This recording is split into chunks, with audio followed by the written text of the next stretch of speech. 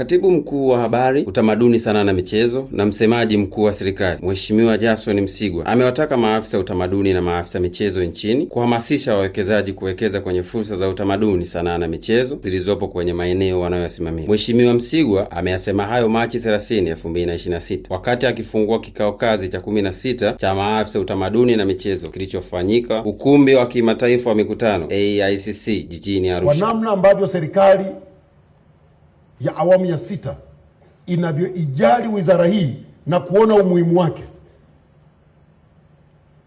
tusipofanya sasa tunaweza tusipate tena hii fursa.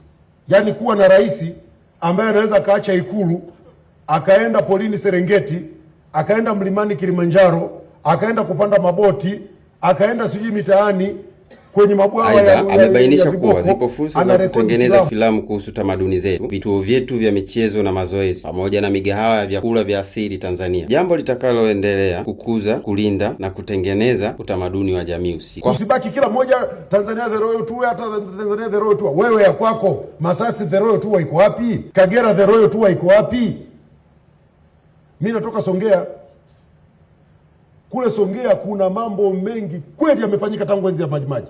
Sijawahi kuona filamu hata hii moja. Ukienda pale unakuta kuna kaburi walizikwa wale mashujaa wa Majimaji 67 kwenye kaburi moja.